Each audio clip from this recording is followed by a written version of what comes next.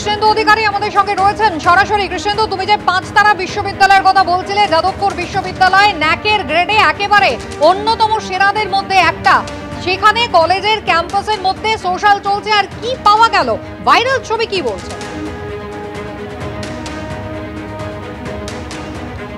দেখো, যাদবপুরে যেখানে 4 নম্বর গেট দিয়ে ঢুকেই বাদিকে ইউজি আর্টস বিল্ডিং এবং তার পাশেই একটা ব্যানার এবং তার পাশে মঞ্চ এবং তার উল্টো থেকেই ঝিল, এবং যারা জড়ো হয়েছিলেন সেই ঝিলের কাছেই তারা ছিলেন। এবং সেই ঝিলের ধারে আজকে সকালে আমাদের ক্যামেরা যে ছবি তুলেছে সেখানে দেখা যাচ্ছে ফাঁকা অনেক বোতল পাওয়া গেছে।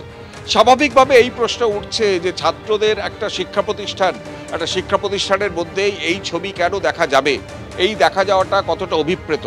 যদিও যাদবপুর বিশ্ববিদ্যালয়ে এই অভিযোগ আজকের নয়, এখানে যারা ছাত্রছাত্রী আছেন তাদের সঙ্গে আমি তোমার কাছে একটু সরাসরি যাব।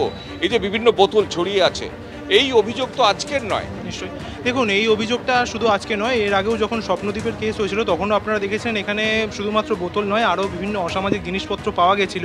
এবং আমরা বারবার সেগুলো ইউনিয়নকে কমপ্লেন করা থেকে শুরু করে dean of arts, dean of student, তাদের প্রত্যেককেই আমরা এই বিষয়ে জানিয়েছি, অবগত করিয়েছি, কিন্তু তাও তারা কোনো রকম স্টেপ নেয়নি। আজকে যখন ছাত্র মৃত্যু হচ্ছে তখন তাদের হঠাৎ করে জ্ঞানচক্ষু খুলে যাচ্ছে। কিন্তু যখন এই ক্যাম্পাসে সিসিটিভিটা বসানোর জন্য দাবি করা হয়েছিল, যে ছাত্রছাত্রীর নিরাপত্তার জন্যই করা হয়েছিল, তখন আপনার মনে আছে নিশ্চয়ই এই জাতীয় পতাকার সামনে এত বড় বড় চৌক এঁকে দেওয়া হয়েছিল যে রেড ফ্যাসিজম বলে একটা সামথিং কিছু করা হয়েছিল। এবং তখন যারা ছিল তারা কিন্তু আজকেও কিছু আর কথা বলছে না, যখন ছাত্রী মারা গেছে। এবং মারা গেছে এটা আরেকটা মজার ব্যাপার যে ইউনিয়ন রুমের পাশ থেকে তাদেরকে পাওয়া গেছে, ঝিলপাড়ের পাশ থেকে। বসানোর একটা ব্যাপার হয়েছিল এই ব্রাত্য বসুর ওপরে অ্যাটাকটা হওয়ার পর, সেটাকে কিন্তু এরা মিলিতভাবে এটার বিরোধিতা করে। তারা বলে যে এটা নাকি পুলিশি রাষ্ট্রে পরিণত করা হচ্ছে। আমার প্রশ্ন, আমি যদি এখানে ছাত্র রাজনীতি করি এবং আমি কোনো অসামাজিক কাজ না করি, পুলিশ আউটপোস্টে কার সমস্যা? বলে বিরোধী রাজনীতি করতে দেবে না। আমি জাতীয়তাবাদী ছাত্র সংগঠন ন্যাশনাল স্টুডেন্ট ফ্রন্ট, আমিও তো তৃণমূল বিরোধী। কই আমার তো সমস্যা হচ্ছে না, পুলিশ আউটপোস্ট বসবে। আমি তো মনে করি এটা আমার গণতন্ত্র অধিকার রক্ষা হবে। কারণ যাদবপুরে গণতান্ত্রিক অধিকারটা কোনো দিনই কারোর কখনোই ভ্যালুয়েশন করানো হয়নি। কারণ যখন একটা ছাত্র, আমরা যারা যদি জাতীয়তাবাদের পক্ষে কথা বলি, তখন আমাদেরকে বারবার দাগিয়ে দেওয়া হয়েছে সাম্প্রদায়িক বলে, যাদবপুর বিরোধী বলে, ফ্যাসিস্ট বলে। এবং সেখানে ছাত্রছাত্রীদের অধিকার খণ্ড করা হচ্ছে, সেখানে কি করে বলা যেতে পারে?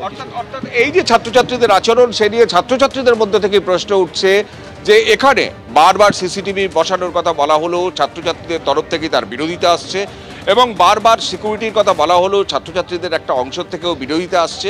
সুতরাং এই যে বিরোধিতার অভিযোগ, এই অভিযোগ নতুন নয়।